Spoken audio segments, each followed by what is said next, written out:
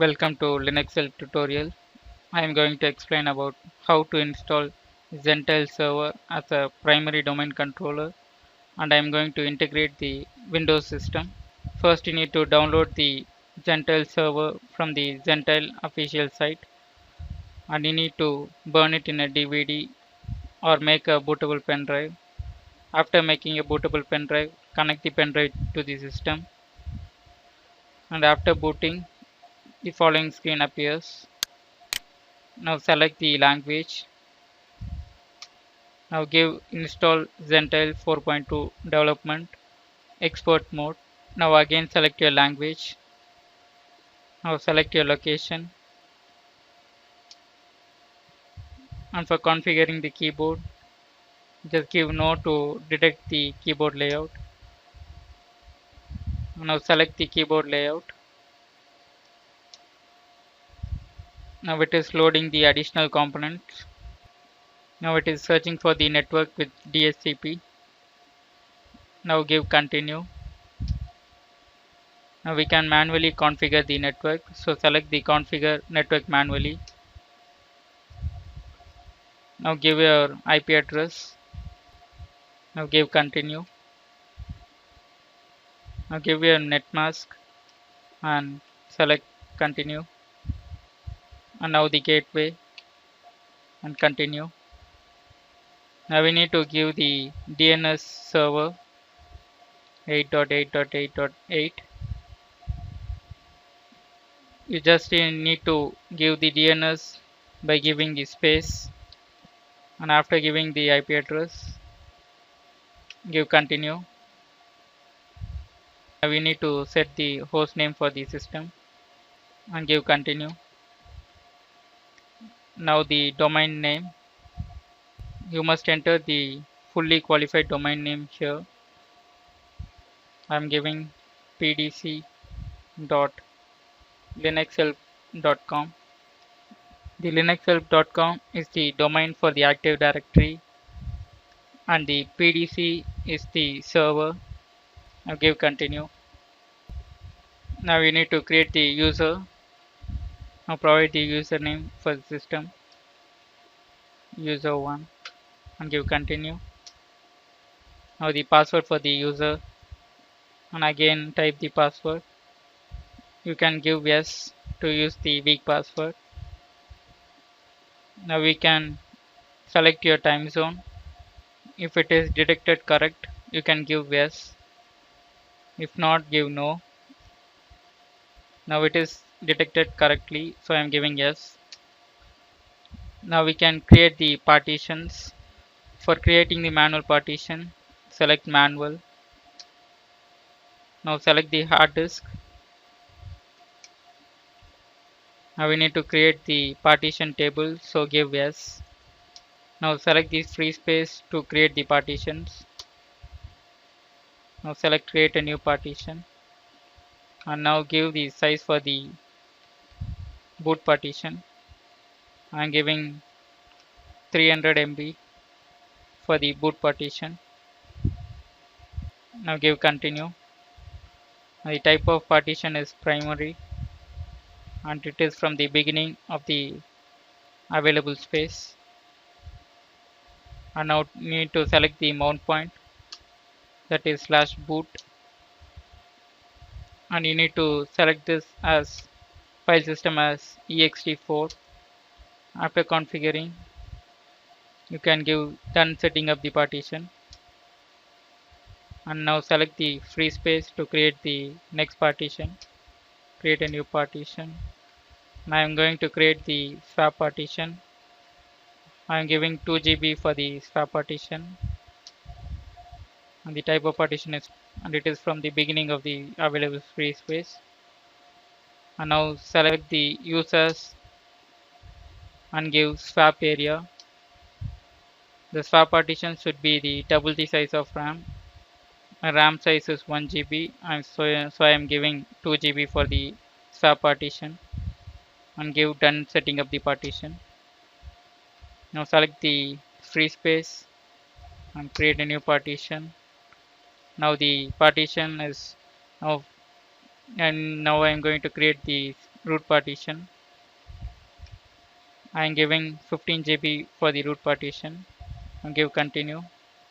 This is primary, and from the beginning of the free space, and select the mount point as slash, and the file system is ext4. Now give done setting up the partition, and after creating your partitions you can give the finish partitioning and write changes to disk. Now give as to write changes to disk. Now the partitions are formatted and will be created. Now we need to give no to continue the graphical environment. Now the installation is started. Now it is installing the system.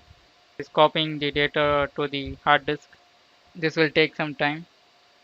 And if you have the proxy server, you can give the proxy information here, or else you can leave this as blank and give continue. Now it is configuring the apt. Now it is installing the grub bootloader. Now give yes to install the grub bootloader to the MBR. Now the installation is going to finish. Now set the system clock to UTC. So give yes. Now the installation is completed. Now give continue. Restart the system and it will boot into the new system. Now it is installing the Zentel core packages. It will take some time, and you have the login screen, the Firefox browser. Now give the username and password. Now click enter. Now you can see the Zentel initial setup. Now give continue. Now we need to choose the Zentel packages that you need to install. I am going to select the DNS server, domain controller and file sharing, and mail and groupware, the firewall, and the printers, the antivirus. And after choosing the Zentel packages, now give install. Now you can see the packages that you have selected for installing, and you can give continue to install the packages. Now the packages are getting installed. Now the packages are getting downloaded and then will be installing. It will take some time. Now the package installation is completed. Now we need to configure the network interface. Now select it as internal. The external interface will connect to the network that is not under the control of the domain. So we need to select the internal, and after selecting internal, give next. Now for configuring the network for the external interfaces, select the static and give the IP address. You need to give the IP address of the PDC, that is the primary domain controller. Now the netmask and the gateway and the DNS. Now give next, and you need to select the type of server, that is the standalone server, and select the domain name for the server. Domain name will be used for the Kerberos authentication for the users. And after giving the domain name, you can give next, and you need to set up the default virtual mail domain.